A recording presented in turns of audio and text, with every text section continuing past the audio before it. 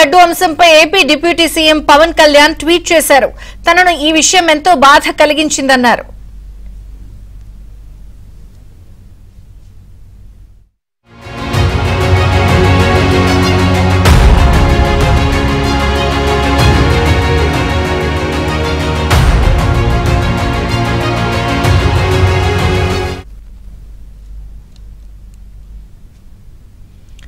తిరుమల లడ్డు అంశంపై AP deputy CM Pawan Kalyan tweet చేశారు. తనను ఈ విషయం ఎంతో బాధ కలిగించిందన్నారు.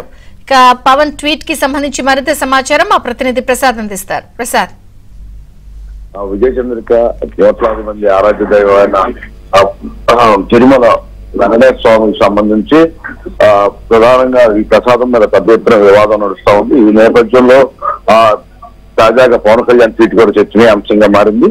ఇప్పటికే లడ్డూ ప్రసాదాన్ని తిరుమల దర్శించిన ప్రతి ఒక్కరు కూడా పవిత్రంగా స్వీకరిస్తారు. తర్వాత చుట్టుపక్కల ఉన్న బంధువులు కూడా పంచడం ఆనవాయితీగా వస్తుంది. అటువంటి ప్రసాదాన్ని ఈ రోజు తయారీకి సంబంధించి జంతువుల కొవ్వు, అలాగే చేప నూనె, పంది కొవ్వు వంటి పదార్థాలు వాటిని మిశ్రమాన్ని కలిపారని చెప్పి జరుగుతున్న వెలుగులోకి రావడం, దీనిపై ముఖ్యమంత్రి చంద్రబాబు నాయుడు కూడా తీవ్రంగా స్పందించారు. ఇంత నీచ రాజకీయాల కోసం ఆ ప్రసాదాన్ని కూడా అపవిత్రం చేస్తారంటూ ఆయన ఆగ్రహం వ్యక్తం చేయడం, చాలా ఆవేదన కూడా వ్యక్తం చేశారు.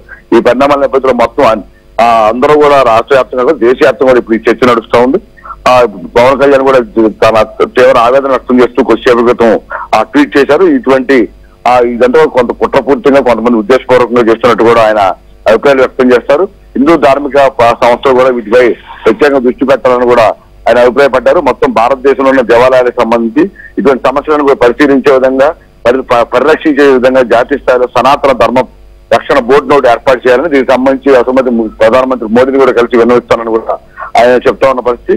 అదేవిధంగా ఎవరైతే ఈ మత పెద్దలు ఉన్నారో వారందరూ కూడా వీటికి సంబంధించి ప్రత్యేకంగా ఒక సమావేశాన్ని ఏర్పాటు చేసి హిందూ సనాతన ధర్మాన్ని కాపాడే విధంగా ఒక వేదికను అయితే ఏర్పాటు చేయాలి. అదేవిధంగా కేవలం మాటలకే పరిమితం కాకుండా ప్రభుత్వాలు కూడా ఇటువంటి ఈ మొత్తం వ్యవహారం సంబంధించి పూర్తిగా విచారణ కూడా చేసి ఎవరైతే పాత్రదారులు అలాగే ఉన్నారో, అదేవిధంగా ఇదంతా కుట్రపూర్తిగా జరిగిందా, యాదృచ్ఛికంగా జరిగిందా, లేకపోతే ఇంతకాలం దాదాపు 3 ఏళ్లుగా యథేచ్ఛగా సాగుతున్నా కూడా ఎవరు కూడా పట్టించుకోకపోవడం అంటే తప్పకుండా దీని మీద ప్రభుత్వ పెద్దల పాత్ర ఉందని అనుమానిస్తా ఉన్నారు.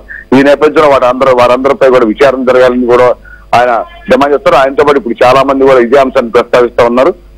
ఈ మొత్తం వ్యవహారంలో కాంట్రాక్ట్ కట్టబెట్టిన దగ్గర నుంచి, సరఫరా చేసిన దగ్గర నుంచి, తయారు చేసే విధానం నుంచి భక్తులకు పంపిణీ వరకు మొత్తం ఏ సందర్భాల్లో ఎవరెవరి పాత్ర ఎంత మేరకు ఉంది, ఎంతవరకు ఈ మొత్తాన్ని కూడా అపవిత్రం చేసే విధంగా వ్యవహరించారు.